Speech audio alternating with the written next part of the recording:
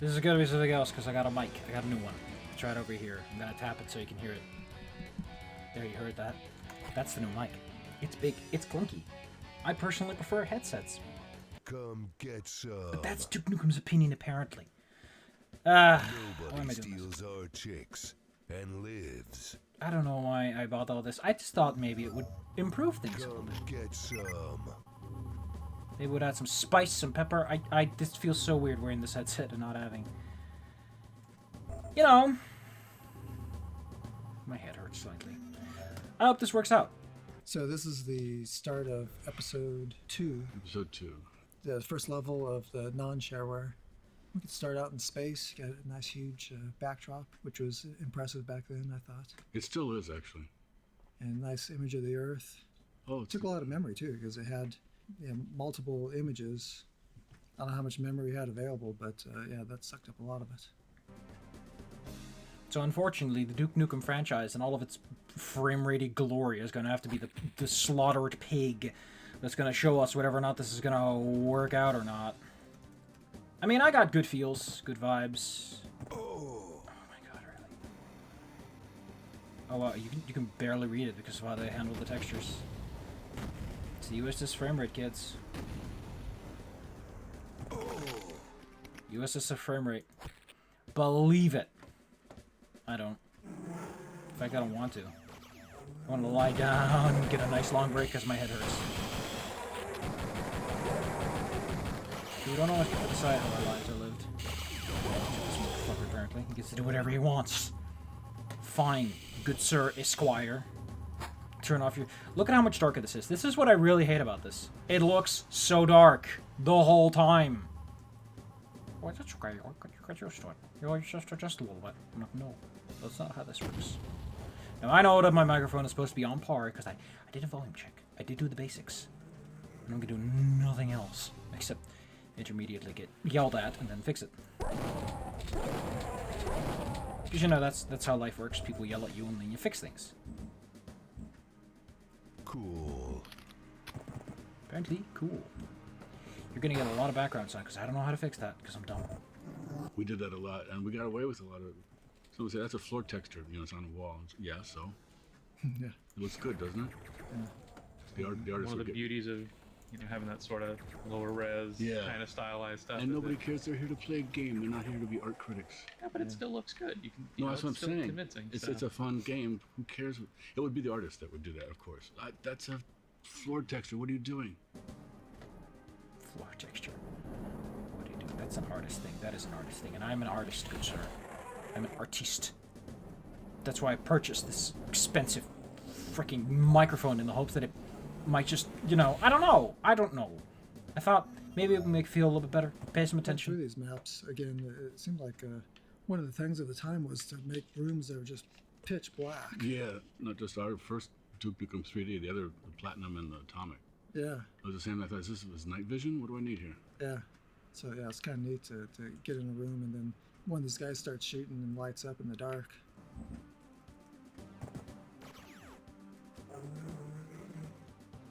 That's not how these environments connect, is it? That's a head scratcher. This map was kind of cool because we figured out the room over room stuff, building sectors, crossing other sectors and everything before this was actually built. So I was able to do a lot of stuff in actual 3D space using that. Yeah. Compared to, the first map, all I had was a spiral staircase, which was put in because of that and put in late.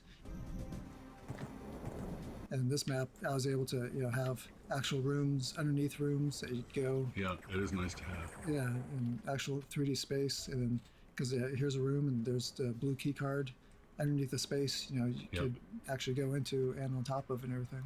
And so this whole map was designed vertically to kind of, have that effect of more 3D space.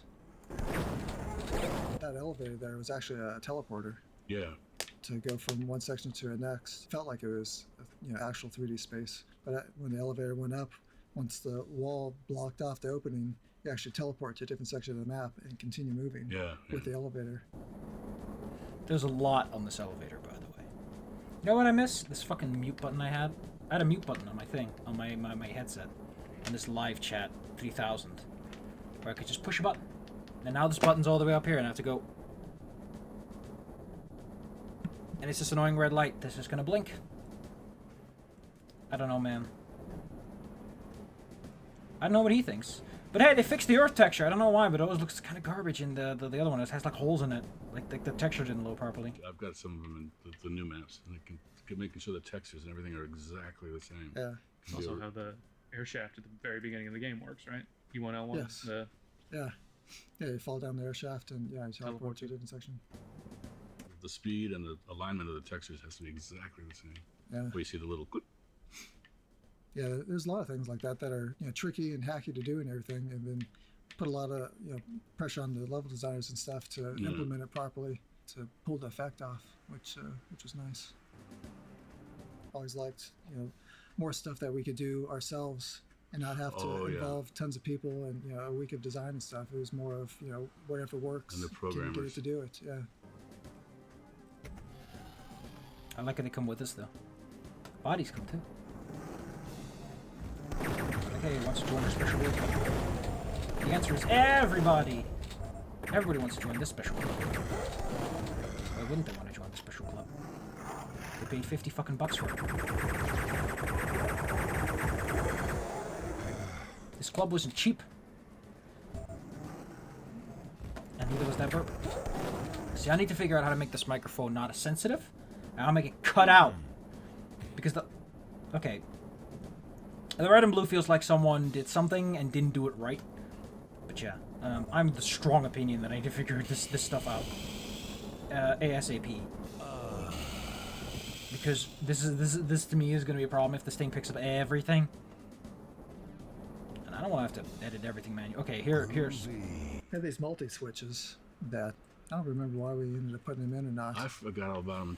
But yeah, it's just a good way to slow the player down and get them frustrated trying to figure out the damn thing. I think this one's actually simple. I think that did it. Yeah, that turned off the force field right here. Right. So yeah, so this one, when it do it right, it plays a nice sound so you know that it happened. Some of these will open up areas that you can't see, which is just annoying. But yeah, this one you can actually look right out there and see the force field go away.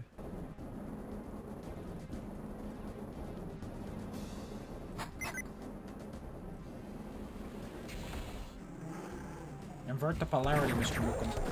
You just have to invert the polarity, Mr. Nukem. I can grab this thing. I can grab it, I can pull it in, I can go like... You real, kid? I like the swingy arm, though. It's neat. And I can, like, move it around a little bit, but I want to be careful because I don't want to tear my nightstand apart. I could have put it on my desk, but it got really awkward real fast, and this thing has no sense of personal space. This guy is here, he's here to stay, and all I can do is tell him to please do this. I've made a lot of purchases lately that I've been regretting, so let's hope that this doesn't go on that pile. Oh, I forgot to turn the obnoxiously bright and dark environment switch on. Oh, why did they do it like this? The answer is who knows. Oh,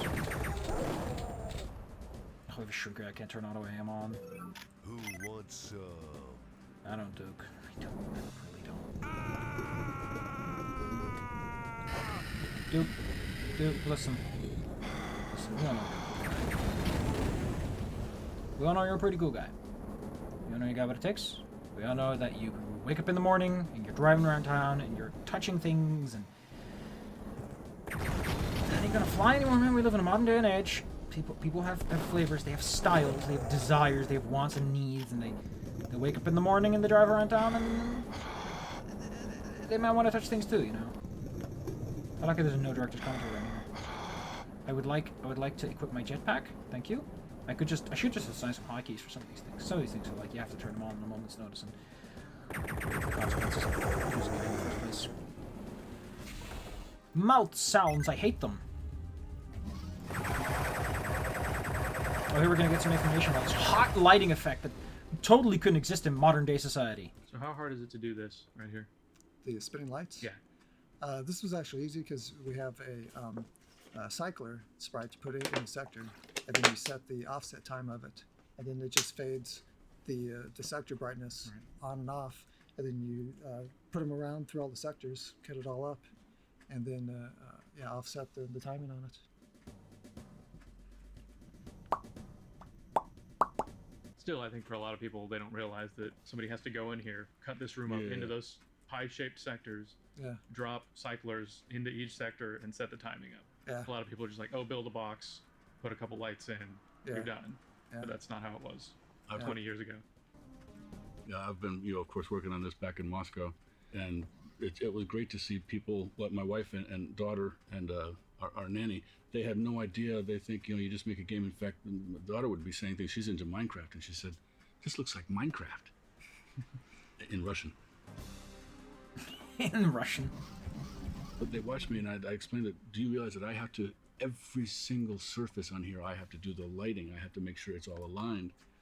And they've been watching me do it, and then they're like, oh my God, how much do they pay you? Yeah.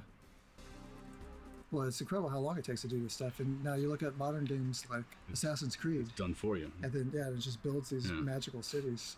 I mean, I'm sure it takes a ton of time to set up to actually do it. But once you got that whole system working, it's like you look at that. If I made that in build, give me, I can make that map. But it's going to take a year. Cool. I like how you can see the next level over there in the distance, just in case you were like, hey, I would like to see the next level. There was a flashlight, and I'm like,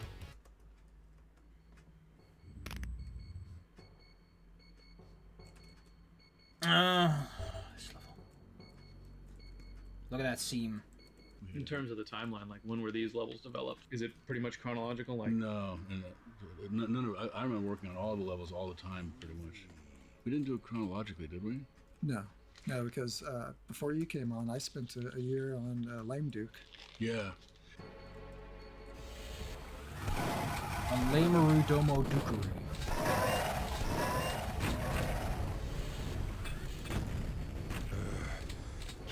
It was a different tile set. But you guys, when I got there, you guys were doing a lot of the space station stuff. Yeah. And those tiles are still in the file.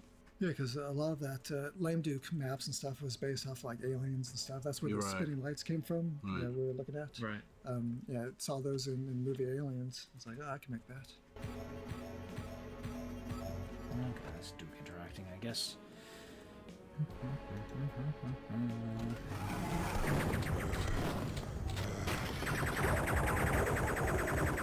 Get down on the ground. Or I'll cry.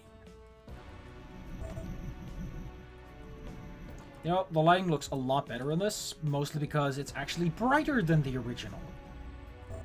Ain't that just a parlor trick? They actually made it brighter. One of the maps had the floor open up, and then there was air suction, so everything got sucked towards it. I remember that, yeah. I don't think we used that in the final stuff. That's just too many of you guys. That's just too many of you. Groovy.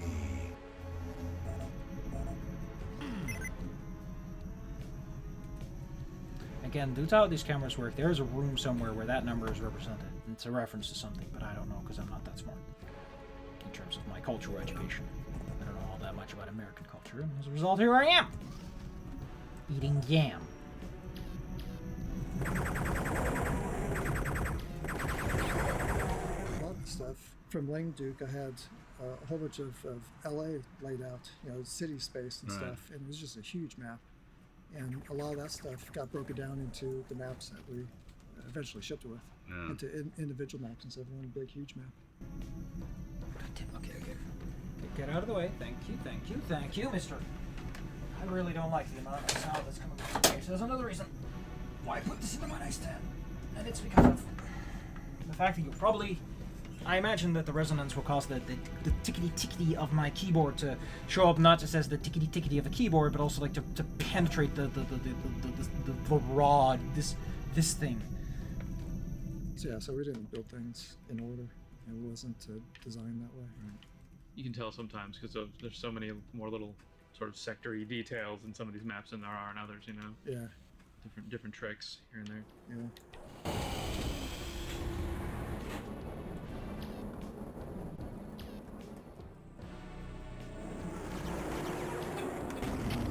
That's gotta hurt. What a mess. Wait. That could just happen? cool.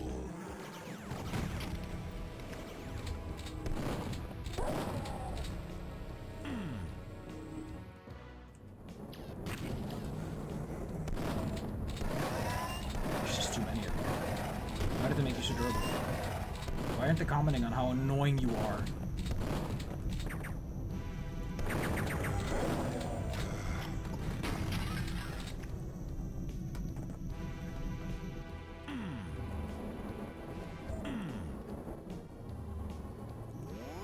Come get some. Drip bombs. Single biggest problem this game suffers from. That one of the items and thought it was okay. It's not. The laser drip bombs aren't all that great, and they don't really add too much to the game. And using them requires you to essentially force yourself. Any weapon that requires you to force yourself to use them or to fully comprehend the map and the layout and the way enemies will spawn. It's just... Is it good if the player needs to know the game ahead of time in order to fully appreciate the details you want to put in? The answer is no. Give or take, maybe a rare exception. That's gotta hurt.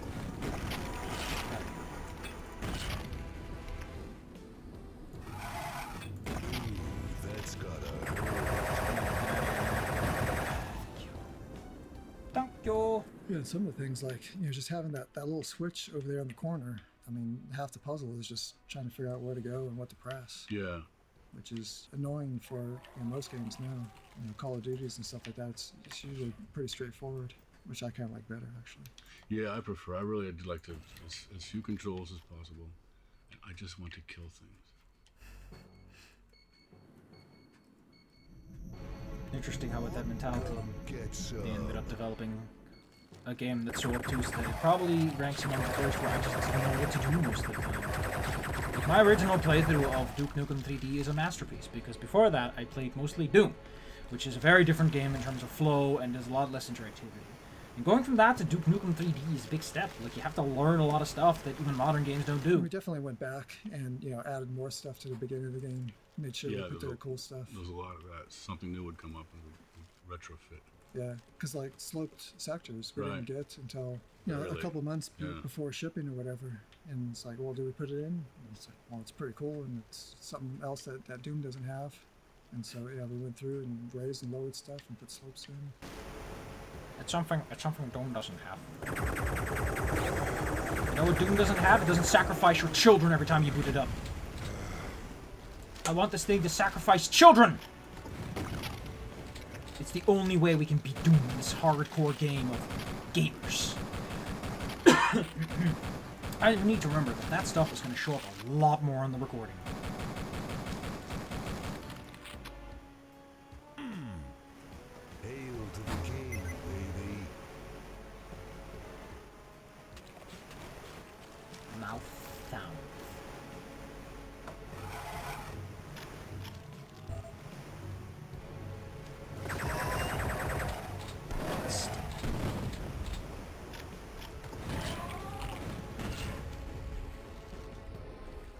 I have a jetpack. You cannot conquer me.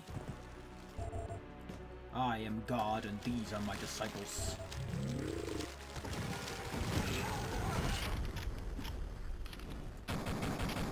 I am the Lord. Bring unto me all of your children, so we can forever be Doom +1.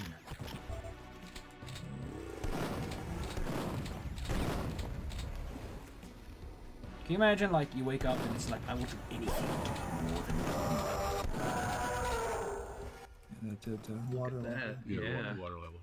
Fancy. That is an impressive display. I was an engineer, you know. I came in with a firm knowledge base.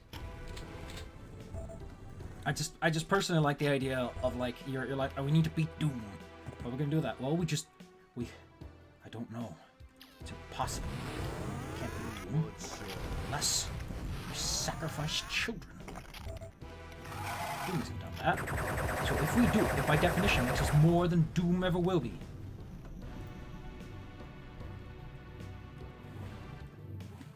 Now, I'm not going to argue that statement doesn't have to be true.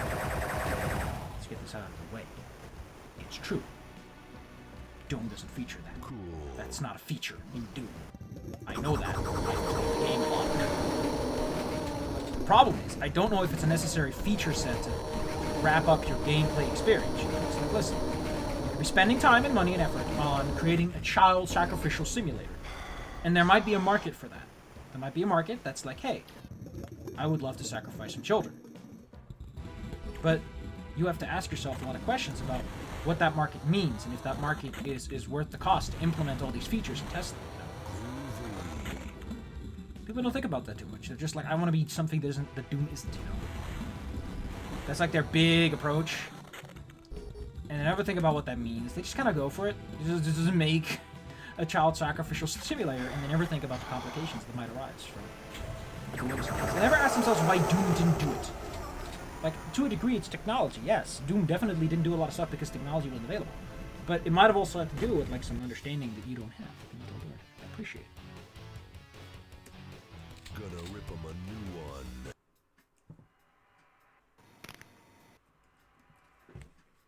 Gonna rip 'em a new one.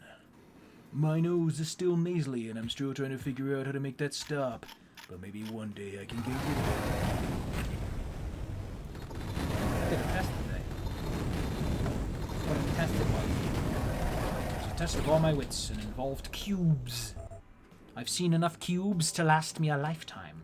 In fact, just thinking about those cubes, just thinking about those beans. I had a dream. It was a weird dream. It was in a school, military thing. I don't understand any of it. Building collapsed on me. Very realistic feeling of being crushed by a building. And here's the part that they don't want you to know. Listen, I got held up. And as a result of being held up, I missed the lesson and didn't partake in it. And so I was assigned -8 beans. Now, I don't know what that means. I don't know how bad -8 beans is. But I do know that if anyone says that I got -8 beans because I didn't put in the legwork, I will kick their ass. I missed the class. I did not slack off. I did what I could. So take that to the bank. Oh man, I love this. I love that I can swivel this arm all the way away from me and then closer. There's probably like a lot of air that hits the mic when I do this. So get used to a lot of me tomfooling around like a jackass for a while. Probably still be doing stuff with the headset because it's super convenient and saves me so much trouble, but I kind of want to pick this thing up and start swinging it around like I'm some sort of news reporter. Like, I can just pick this rod up and move it around. Mr. Pillow, how do you feel about the current situation in geopolitics regarding the rope and belt approach of China? It's like, it's a pillow. What were you expecting? A gag? You get the ending of the video.